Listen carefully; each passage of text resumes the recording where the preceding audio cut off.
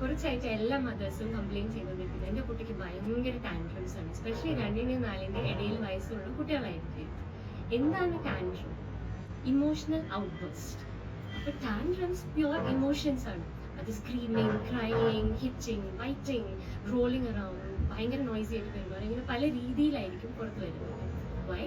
Because ഈ പ്രായത്തിലുള്ള കുട്ടികളുടെ pre frontal cortex, reasoning centre of our brain, അത് ഡെവലപ്ഡ് ആയിരിക്കില്ല. അതുകൊണ്ട് തന്നെ ഈ ഇമോഷൻസ് എങ്ങനെ പ്രകടിപ്പിക്കണം അവർക്കറിയില്ല.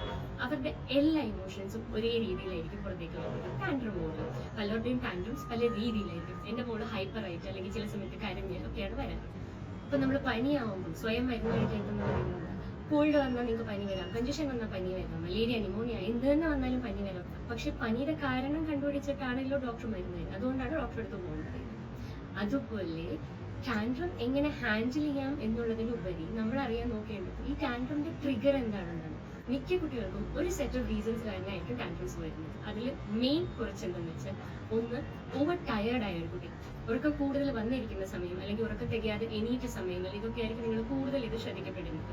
അല്ലെങ്കിൽ ഓവർ വിശന്നിരിക്കുന്ന കുട്ടി, മര്യാദയ്ക്ക് 3 നേരം ഭക്ഷണം കഴിച്ചിട്ടുണ്ടാവില്ല, സ്നാക്ക് ചെയ്തിട്ടുണ്ട്, ഓവർ സ്റ്റിമുലേറ്റ്, ഭയങ്കര ക്രൗഡിലുണ്ട്, അല്ലെങ്കിൽ ഭയങ്കര മ്യൂസിക്, ഭയങ്കര സ്ക്രീൻ ടൈം യൂസ് ചെയ്തു വൈകുന്നേരങ്ങളിൽ, ഓവർ ഗസ്റ്റ് ഉണ്ടായിരുന്നു, ഹൈപ്പർ ആയിട്ട് ബിഹേവ് ചെയ്തു. ഇതെല്ലാം കഴിയുമ്പോഴത്തേക്ക് ഈ കുട്ടി ഓവർ സ്റ്റിമുലേറ്റഡ് ആയി, അല്ലെങ്കിൽ അവർക്ക് വയ്യാതായി തുടങ്ങി കാണും അകത്ത്, അതും അവർക്ക് പ്രകടിപ്പിക്കാറില്ല. അപ്പൊ അവരുടെ എല്ലാത്തരം ഇമോഷൻസും പുറത്തു വരുന്നത് ടാൻട്രം രീതിയിൽ. ടാൻട്രം എങ്ങനെ ഹാൻഡിൽ ചെയ്യാം എന്നുള്ളത് സെക്കൻഡ് സ്റ്റെപ്പ്. ഈ ടാൻട്രമിന്റെ ട്രിഗർ കണ്ടുപിടിച്ച് അതിലേക്ക് എത്തിക്കാതിരിക്കുക എന്നുള്ളതാണ് ഫസ്റ്റ് സ്റ്റെപ്പ്. ഈ ഏജ് ഗ്രൂപ്പിലെ കുട്ടികൾക്ക് മിനിമം 10 hours ഓഫ് സ്ലീപ്പ് നിർബന്ധമാണ്. അപ്പൊ നമ്മൾ എത്രത്തോളം കഴിയുന്നു അത്രയും അവർക്ക് നല്ല സ്ലീപ്പ് കൊടുക്കാൻ നോക്കണം. 3 നേരം മര്യാദയ്ക്ക് ഭക്ഷണം കൊടുത്താൽ കഴിക്കാത്ത കുട്ടികളാണെങ്കിൽ ഇടയിലിടയിൽ ഹെൽത്തി ന്യൂട്രീഷ്യസ് സ്നാക്സ് കൊടുക്കാൻ നോക്കണം. ചീസ്, നട്ട്സ്, അങ്ങനെ എന്തെങ്കിലും. ടാൻട്രമിലേക്ക് എത്തിക്കഴിഞ്ഞാൽ അവരെ കൺട്രോൾ ചെയ്യാൻ നമുക്ക് ചിലപ്പോൾ കുറച്ച് ഡിഫിക്കൽട്ട് ആയിരിക്കും. ഇങ്ങനെ ചെറിയ ചെറിയ ചേഞ്ചസ് ചെയ്ത് ട്രൈ ചെയ്താൽ നമുക്ക് ഒരു എക്സ്റ്റെൻഡ് വരെ ടാൻട്രംസ് കുറച്ച് ഒഴിവാക്കാൻ പറ്റും.